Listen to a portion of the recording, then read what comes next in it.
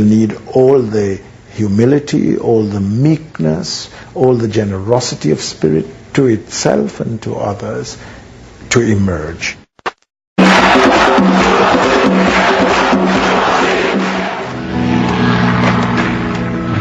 In the 70s and 80s, Cuba's battleground on the home front was the economy.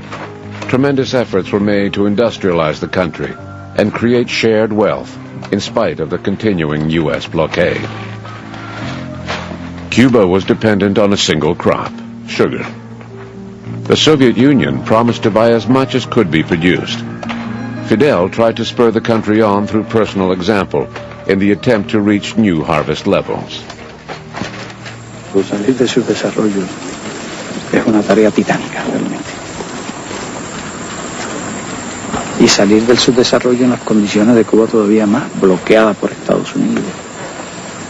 The paradox of Cuba's independence, depending on support from the Soviet Union, involved Fidel in a balancing act that lasted 30 years. Help from the Soviet Union made it possible for Cuba to maintain its advances in universal education and healthcare, and to promote sports and scientific development, as well as greater industrial diversification.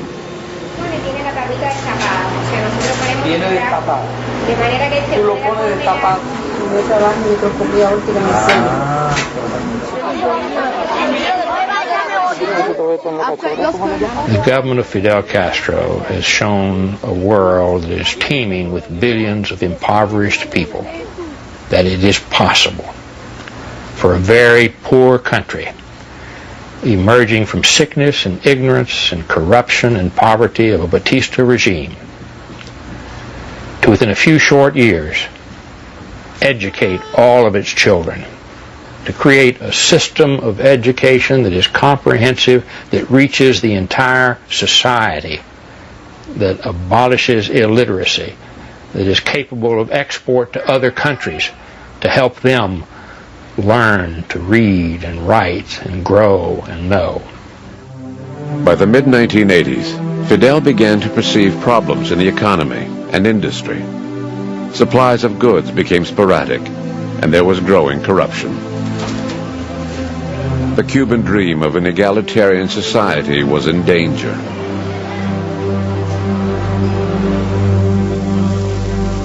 Fidel's response to the crisis was to personally oversee every aspect of Cuban society. He criticized, cajoled, and reorganized in his own unique style.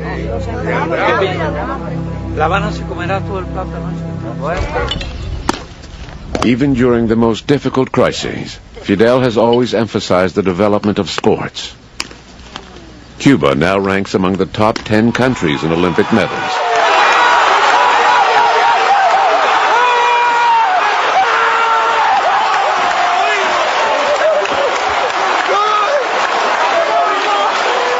Under Fidel Castro, Cubans became famous as artists, as filmmakers, as writers, as baseball players, as boxers, as scientists, and as soldiers. So he took a country and he made them somebody, and there was a cost. And that's the part I think that the American press and certainly his critics emphasize. Cubans answer American critics who say they don't show sufficient respect for human rights by saying they respect the most basic human rights, providing health care, enough to eat, a place to stay, the basic needs of life. And as for civil rights, they respect those also, they say, but that they will not tolerate anything against the revolution because a revolution is supported by the people. Claro que la mayoría del pueblo apoya la revolución, la gran mayoría, no la mayoría, la gran mayoría. Como ejemplo máximo de este apoyo, las elecciones nuestras, que son elecciones abiertas, democráticas y populares, verdaderamente populares. Porque, por ejemplo, yo he sido elegido en 2 ocasiones como diputado a la Asamblea Nacional del Poder Popular. Y yo soy un escritor, un intelectual, no soy un político, tampoco soy militante del Partido Comunista. Yo soy partidario de la libertad de expresión, sin duda ninguna, porque si no estaría loco. Pero comprendo que la libertad de expresión y la pluralidad de partidos es difícil frente a un país que está permanentemente acosado por un vecino que está a 90 millas. Entonces eso es producto de la actitud defensiva del pueblo, del gobierno de Cuba. And then came an unexpected blow, one that will change life on the island, the collapse of the socialist bloc.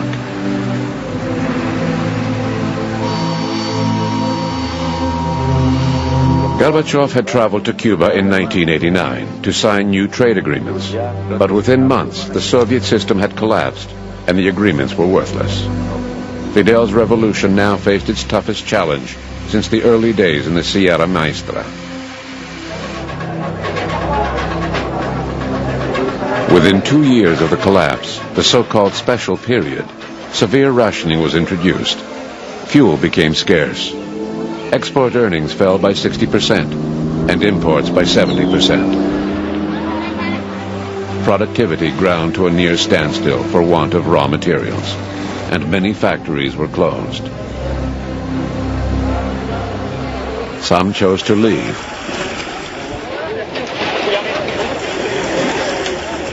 Many in Miami forecast Fidel's end.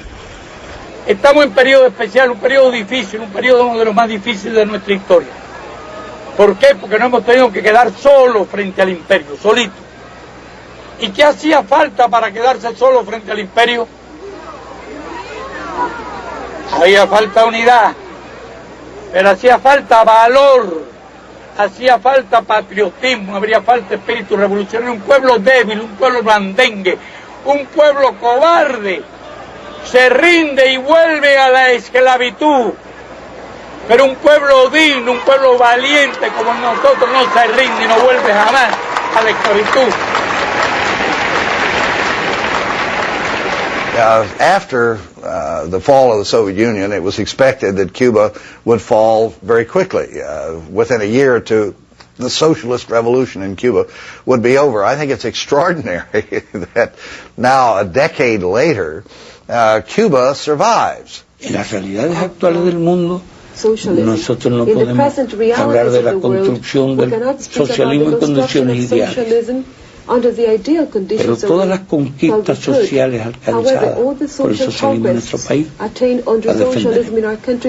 Hemos tenido que hacer una apertura económica porque nosotros perdimos capital, mercado, tecnología, y ahora necesitamos mercado, capital y tecnología para poder desarrollar nuestro país.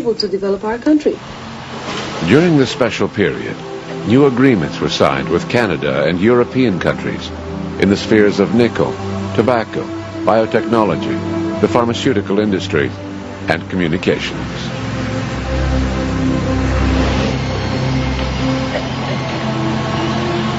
Tourism was given a big boost, and a wave of hotel building began.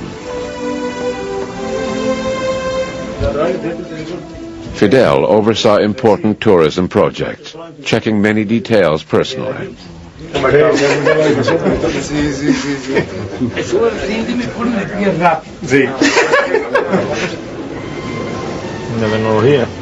Many joint ventures were established, especially with European countries, and this became an important source of income.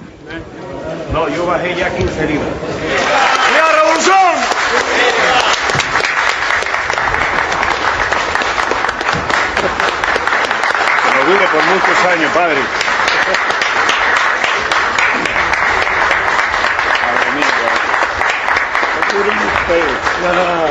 Y durará la revolución. ¿Cómo no?